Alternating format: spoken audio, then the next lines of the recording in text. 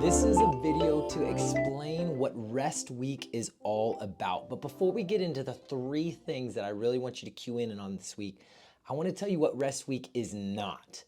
Rest Week is not an opportunity for you to go and show off your newfound weightlifting skills at the local gym. Do not do that. Let your body rest. The second thing it is not an opportunity for you to allow every single day to be a cheat day where you can eat whatever you want, do whatever you want, sleep in, and do things like that. That is not what Rest Week is all about. In fact, Rest Week is for 3 specific systems. The first one that I want to talk about is your physical body. The second, I'm going to talk about your mind, and the third, your soul. The first one, your physical body. When you go for a walk or when you go for a run, you use an energy system called the Krebs cycle. The Krebs cycle is a powerhouse of the ability to make energy. Think about a powerhouse. It takes time to produce that energy, but it can produce a ton of energy. That's when you go for a walk or a long run. When you lift weights, which is what we are specifically doing here in our 12 weeks, we are progressively picking you up from nothing to lifting quite a bit within that 12 weeks. You use an energy system called pyruvate.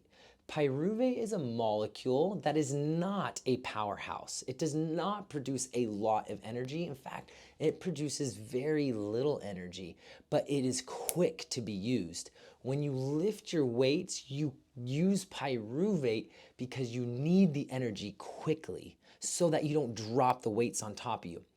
The problem with using pyruvate is pyruvate, when you use it, it leaves a byproduct, and that byproduct stores inside of your muscle. If we don't allow for the body to rest, then that byproduct will continue to build up over time, producing scar tissue.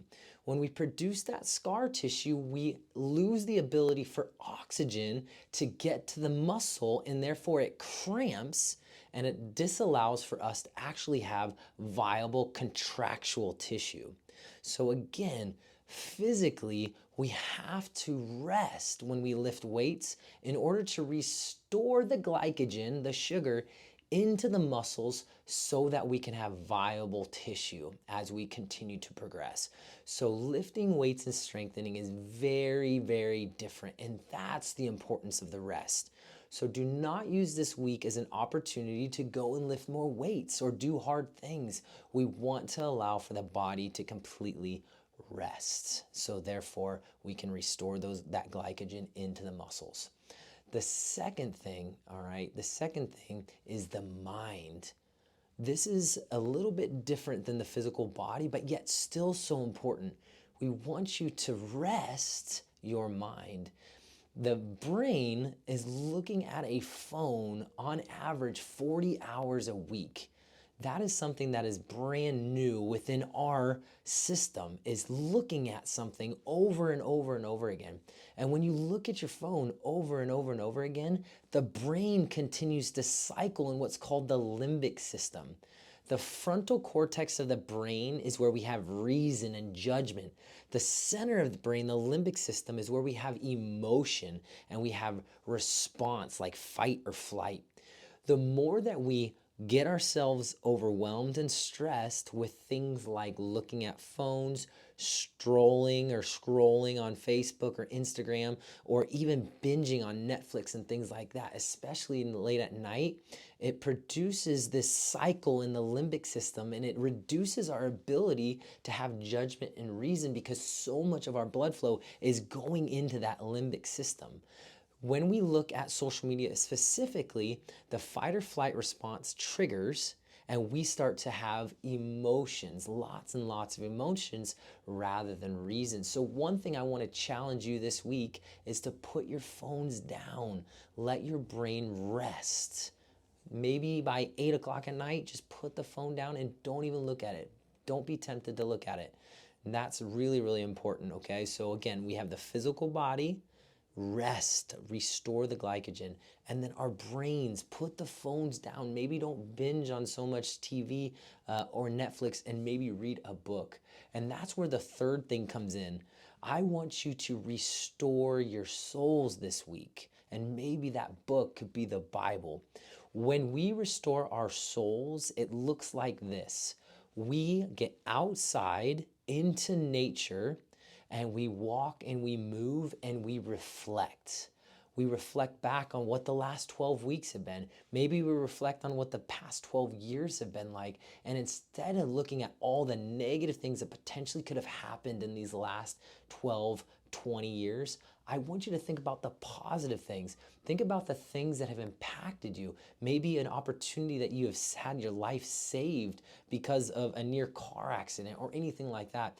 Another thing too is reflect on how you found freedom, the literal place of freedom. Reflect on how it is that you got here and how it is that you are now 12 weeks into a strength program that is impactful in changing your life. So by getting outside, you can look back and reflect on things that have happened in your life, and that will refresh your soul. Also, even more importantly, is when you're getting outside and you're walking, potentially you take the Bible and you read through it.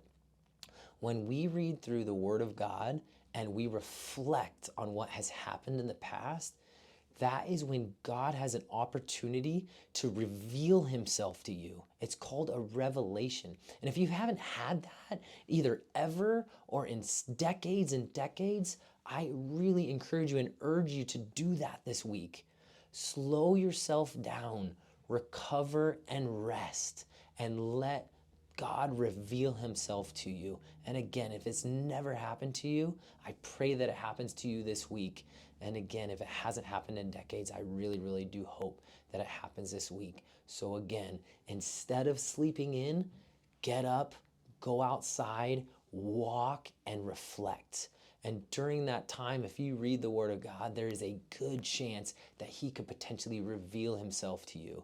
And that, my friends, is a moment that will forever change your life. I'm thinking about my life specifically, and the latest revelation that I've had is this idea that I am still alive. My daughter Kennedy, she's 7 years old, and just this week she said, "Dad, your 17th birthday, was that a good day or a bad day?" And I said, "Kennedy, it was both the best day and the worst day of my life, all at the same time." You see, when I was 17, I went snowboarding and I broke my neck. And I completely am survived by God's grace. I did not deserve to be alive by any stretch of the word. I completely shattered C5 and I had an emergency surgery. The physician said that not only did they not think that I would make it through the surgery, they said that if I made it through the surgery, I would be a quadriplegic. And here I am today standing before you, knowing that on my 17th birthday, God picked me up and said, "You have a purpose, and I'm going to use that purpose." And I'm getting emotional thinking about it. But now I look at my 7-year-old and she says, "Dad, was that a good day or a bad day?" And I said, "Babe, it was an amazing day because of God's grace and me being saved, you exist. You would never exist had I not been saved that day." And the reality of it is, God's revelation to me was not just this one generation of me being saved and Kennedy being born.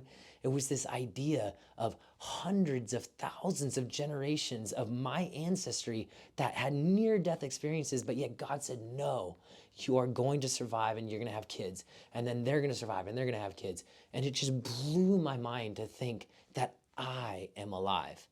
And that not only am I alive, but my kids are alive. So that is the latest revelation that I have had. And again, going full circle, I hope and pray that you have some revelation this week, especially going into Easter. So as a recap, 1, the physical body, get yourself foam rolling and walking. Number 2, the mind, put the phone down, rest and recover, and allow for your frontal cortex to get some blood flow so that is not all just reaction and emotion. And then 3, get outside, walk, reflect, and potentially then you can have some revelation. That is what Rest Week is all about. I love you guys. I appreciate you. Have an amazing week. And I'll see you on Saturday for the Lake Lenexa walk at 8 a.m.